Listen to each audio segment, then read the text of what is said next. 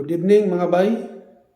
Ah, magandang gabi, magandang araw, magandang tanghali, magandang umaga. Ah,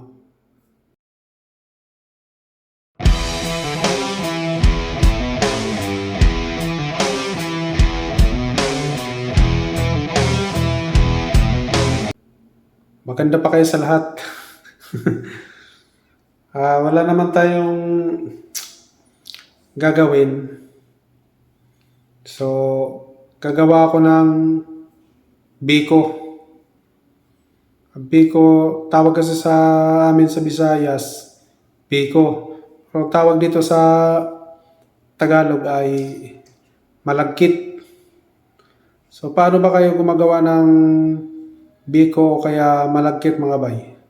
Iba ako gumagawa ng biko o kaya malagkit. Minsan, pagka gumagawa ako, yung gata, talagang gagawin ko siyang magiging mantika. Tapos saka ko siya lalagyan ng asukal. Tapos tatanggalin ko yung natutuyo. Tawag sa amin yun ay lunok. So tatanggalin ko yung lunok. Tapos ang matitira doon, yung mantika na lang nung niyog. Saka ko ilalagay yung asukal. Pag nilagay ko na yung asukal, saka ko ilalagay yung bigas na malagkit. So ganun ako maggawa mga bay. Pero hindi pare-parehas. Minsan, nilalagay ko na yung bigas na malagkit pag kukuntiin na yung gata. So ganun din ako minsan gumagawa mga bay. So, panoorin na lang natin kung paano ako gumawa ng biko mga bay. Biko o malagkit. So ayun, let's go mga bay. Ako gumagawa ng biko mga bay. Biko o malagkit. So ganyan yung ko siya minimix. Halo-haloin ko lang yung gata. Yan, mekos-mekos. Kailangan mo kasi siyang halo-haloin para hindi dumidikit yung gata doon sa kawali. Kasi tumitigas yan pag pabayaan mo lang siyang kumukulo. Tapos hindi mo haluin, tumitigas yan. Tapos magiging tutong. Yan mga bay, mekos-mekos lang yan. Kailangan haluin natin ng pailalim, paibabaw, kaliwat kanan para magandang pagkahalo yung semento. Hindi, joke lang. Gata pala. So, ganyan ako gumagawa ng biko mga bay. Maya-maya lalagyan na natin ng asukal.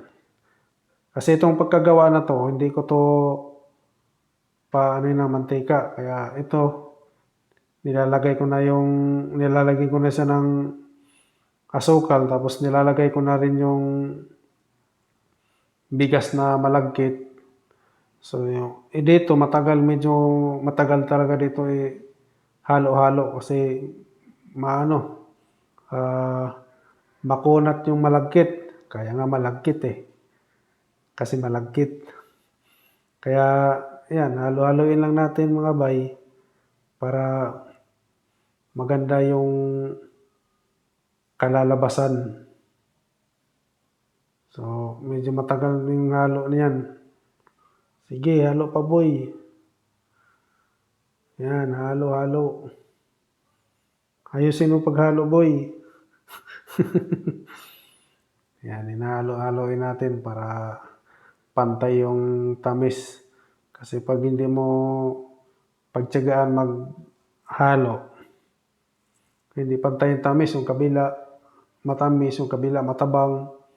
Tapos yung iba naman, yung ibabaw matabang, yung ilalim matamis. Kaya kailangan mo siyang haluin ng matagal. Kailangan mong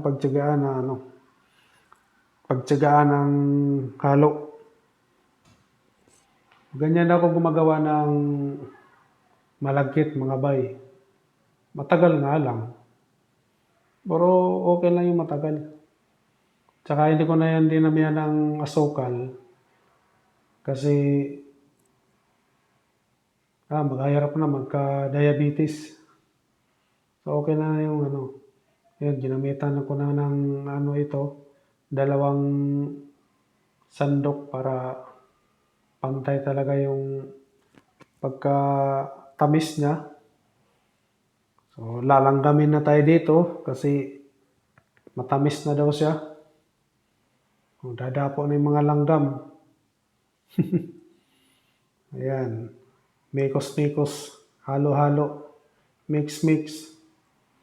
O, halo pa more.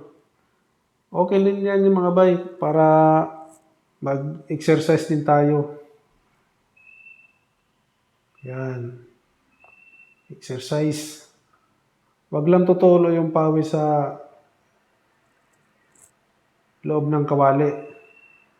Mahaluan ng alat yun. Ayan. Halo-haloin natin. Tiyaga lang talaga maghalo. Tapos may dumi pa. Tinamay na nga.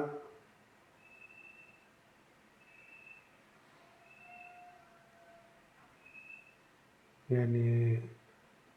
Kailangan mo talagang matyaga maghalo. Kasi pag hindi mo kasi haluin ang haluin, yung tamis nga niya hindi pantay. Magkakaroon ng yung iba matamis, yung iba hindi. Yung iba matabang, ganun. Hindi pantay yung lasa. So, mas maganda talaga yung pantay. Yan. Yung iba dito mga bay, pag sa Bisaya, pag yung gumagawa, minsan, yung bigas, hilaw pa lang, di ba? Yung marami pa yung gata. Yun, nilalagay na yung bigas nun. Tapos, nilagyan, ano ba yung nilagyan niya? Peanut. Oo. Nilagyan pa ng mani. Tapos yun, mga bay, pag nilagay na yung bigas, matutuyo na yun. Lalagyan ng asukal. Tapos yun yung binabalot sa dahon ng saging. Pagkatapos nun, sasayangin uli. Yan yung soman ang tawag. Ganyan din ganyan din ang luto. Kaya lang, yun lang, hilaw. Ito kasi sinaing na, saka nilagay sa gata, tapos hahalo-haloin. Ganyan lang ako gumawa ng biko, mga bay. Biko o malagkit. Yan. Mikos-mikos na pre. Mikos-mikos mo lang yan. Yan. Okay lang magbiko mga bay, wag lang masyado matamis. Hindi rin kasi maganda pag masyado matamis. Yan, nakunat na yan.